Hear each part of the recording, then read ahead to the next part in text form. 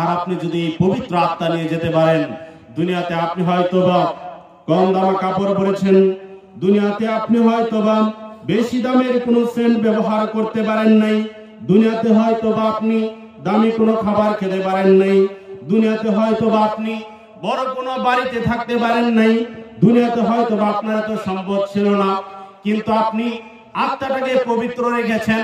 আপনার জন্যই সুসংবাদ। ওই ফেরেশতারা এসে, আল্লাহর রহমতের ফেরেশতারা এসে আপনাকে ডাক দিয়ে বলবে, আপনার ওই রূহকে ডাক দিয়ে বলবে, তুমি তোমার রবের রাজি খুশির দিকে বের হয়ে আসো, তুমি তোমার রবের জান্নাতের দিকে বের হয়ে আসো, তুমি তোমার রবের ক্ষমার দিকে বের হয়ে আসো। সকলে বলি সুবহানাল্লাহ। এজন্য আমাদেরকে যে আলোচনা আমরা শুনবো তার উপর আমল করার চেষ্টা করতে হবে, বলেন ইনশাআল্লাহ। সম্মানিত হাজিরিন, আর অন্যদিকে যে ব্যক্তিটা আত্মাকে অপবিত্র রাখবে, আত্মাকে কলুষিত রাখবে, আত্মাকে নষ্ট রাখবে, অপবিত্র রাখবে, কলুষিত রাখবে, ওই ব্যক্তি হয়তোবা দুনিয়াতে দামি কাপড় পরেছে, দুনিয়াতে দামি গাড়িতে চড়েছে, দুনিয়াতে অনেক দামি খাবার খেয়েছে, দুনিয়াতে ভালো একটা বাড়িতে থেকেছে, কিন্তু সে তার আত্মাটাকে পবিত্র রাখে নাই। তাহলে মৃত্যুর সময় তার অবস্থাটা কি হবে? আল্লাহ নবী সাল্লাল্লাহু আলাইহি ওয়াসাল্লাম বলেন, মৃত্যুর সময় আযাবের ফেরেশতারা এসে বলবে, মালাকুল মউত এসে বলবে, হে অপবিত্র আত্মা, তুমি তোমার রবের অসন্তুষ্টির দিকে, তুমি তোমার রবের রাগের দিকে, তুমি তোমার রবের জাহান্নামের দিকে বের হয়ে আসো। সকলে বলি নাউযুবিল্লাহ। আমরা কি চাই? আত্মাটা পবিত্র রাখতে চাই, বলেন ইনশাআল্লাহ। জি, আত্মা পবিত্র করতে হবে। শরীর গোসল করলে শরীর পবিত্র হয়, ওযু করলে শরীর পবিত্র হয়, কিন্তু আত্মা পবিত্র হয় তাওবা করলে, ইস্তেগফার করলে। আত্মা পবিত্র হয় আমল করলে, আত্মা পবিত্র হয় আমল করলে, ইস্তেগফার করলে। কারণ আপনি যখন এই দুনিয়া থেকে বিদায় নেবেন, তখন কেউ আপনাকে, আপনার সাথে কেউ যাবে না। যাবে কেউ? কেউ যাবে না। আমি আসবো সেই প্রসঙ্গে। আজকের আলোচনা ওই বিষয়টা একটু করতে হবে। বলছিলাম আমাদেরকে তাওবা ইস্তেগফার করতে হবে। রাসূল সাল্লাল্লাহু আলাইহি ওয়াসাল্লাম আমাদেরকে সুন্দরভাবে তাওবা করতে বলেছেন। তিনি বলেছেন, তোমরা বেশি বেশি তাওবা ইস্তেগফার করো, কারণ তাওবা ইস্তেগফার যার আমলনামার মধ্যে বেশি থাকবে, আল্লাহ রাব্বুল আলামিন তাকে কিয়ামতের দিন ক্ষমা করে দিবেন। সম্মানিত হাজিরিন, এই বাচ্চাগুলো করে ভলান্টিয়ার নাই, ভলান্টিয়ারদেরকে দৃষ্টি আকর্ষণ করছি, কোন বাচ্চা যেন উঠাউঠি না করে, কথাবার্তা না বলে। এখনো যারা বাহিরে বসে আছেন, বাহিরে যারা ঘোরাফেরা করতেছেন, আপনারা অনুগ্রহ করে প্যান্ডেলে চলে আসেন। আজকে আমরা মন খুলে, প্রাণ খুলে কোরআন এবং হাদিসের কথা শুনবো এবং সে অনুযায়ী আমল করার চেষ্টা করবো, বলেন ইনশাআল্লাহ।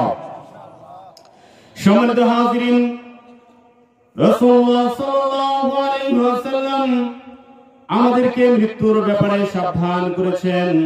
কারণ আমরা দুনিয়াতে এসেছি, আমাদেরকে সকলকে মৃত্যুবরণ করতেই হবে।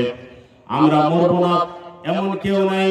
পৃথিবীতে আমরা এসেছি, আমাদেরকে মৃত্যুবরণ করতেই হবে। এছাড়া আমাদের কোনো উপায় নাই, এছাড়া আমাদের কোনো মুক্তি নাই। আমাদের রূহটাকে যখন তৈরি করা হয়েছে, আমাদের দেহে যখন আত্মা দেওয়া হয়েছে, তখন থেকে এটা নির্ধারণ হয়ে গেছে। মায়ের পেটে যখন আমরা ছিলাম, যখন ৩৪-১২০ দিন ছিলাম, তখন সেই দিনই লেখা হয়ে গেছে আমাদের মৃত্যুবরণ করতে হবে। কোথায় মৃত্যুবরণ করব সেটাও লেখা হয়ে গেছে। মৃত্যুবরণ করতেই হবে। আপনি যেদিন এই পৃথিবীতে জন্মগ্রহণ করলেন, আমরা যেদিন এই পৃথিবীতে জন্মগ্রহণ করলাম, ওই দিন থেকে আমাদের মৃত্যুর দিন গণনা শুরু হয়ে গেছে। অর্থাৎ যে সমস্ত ফেরেশতারা, যে ফেরেশতা আমাদের জান কবজ করবেন, তার কাছে জানা হয়ে গেছে।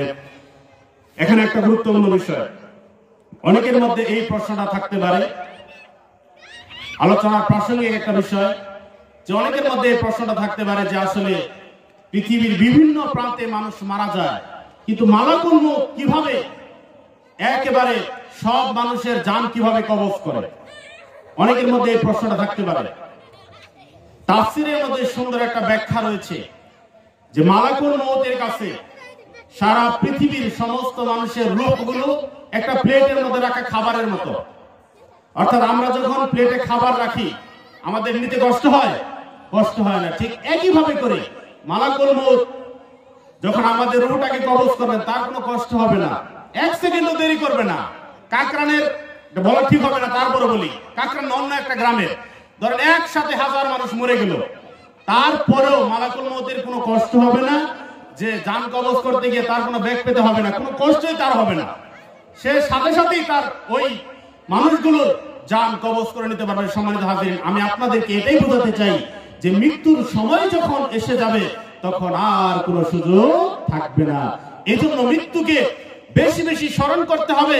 মৃত্যুকে বেশি বেশি স্মরণ করলেই কেবলমাত্র আমরা ভালো আল্লাহর বান্দা হতে পারবো, আল্লাহর ভালো পরহেজগার বান্দা হতে পারবো। আল্লাহ তাআলা আমাদেরকে মৃত্যু সম্পর্কে সজাগ সচেতন থাকার তৌফিক দান করুন, আমরা সকলে বলি আল্লাহুম্মা আমিন। সম্মানিত হাজিরিন, যারা আমরা ঘুমাতে যাই, রাসূলুল্লাহ সাল্লাল্লাহু আলাইহি ওয়াসাল্লাম আমাদেরকে সুন্দর একটি দোয়া শিক্ষা দিয়েছেন, আল্লাহুম্মা বিইসমিকা আমুতু ওয়া আহইয়া। অর্থাৎ আল্লাহুম্মা, হে আল্লাহ, বিইসমিকা, তোমার নামে, আমুতু, আমি মারা যাচ্ছি, আমি মরতেছি, ওয়া আহইয়া, এবং তোমার নামে আবার জিন্দা হব। তার মানে আমরা কি রাতে যখন ঘুমাতে যাই প্রতিদিনই আমাদের মৃত্যু হয়, এরপরও নাকি অনেকে মৃত্যু সম্পর্কে গাফেল। আমরা যখন ঘুমাতে যাই তখনই আমাদের এক ধরনের মৃত্যু হয়ে যায়। আল্লাহ নবী সাল্লাল্লাহু আলাইহি ওয়াসাল্লাম এই দোয়াটা দিয়ে কি সুন্দরভাবে তিনি মৃত্যুর কথা আমাদেরকে জানিয়ে দিয়েছেন, কি সুন্দরভাবে আমাদেরকে জানিয়ে দিয়েছেন। এরপর আমরা গাফেল, এরপর আমরা অমনোযোগী, আখিরাতের ব্যাপারে অমনোযোগী। যুবককে বললে, যুবক ভাইকে যখন বলে যুবক দাঁড়িয়ে রাখো, যুবক বলে এখনই আমার বয়স হয় নাই, আমি যখন বিয়ে শাদী করব, আমার সন্তান যখন হবে, তারপরে সন্তান যখন বিবাহ করবে, তখন নাতি হবে, দাদা যখন হব, নানা যখন হব, তখন আমি দাঁড়িয়ে রাখবো। যুবকের এই গ্যারান্টি কে দিল? ওই যুবক কি দেখে না হাজার হাজার যুবক অল্প বয়সে মারা যায়।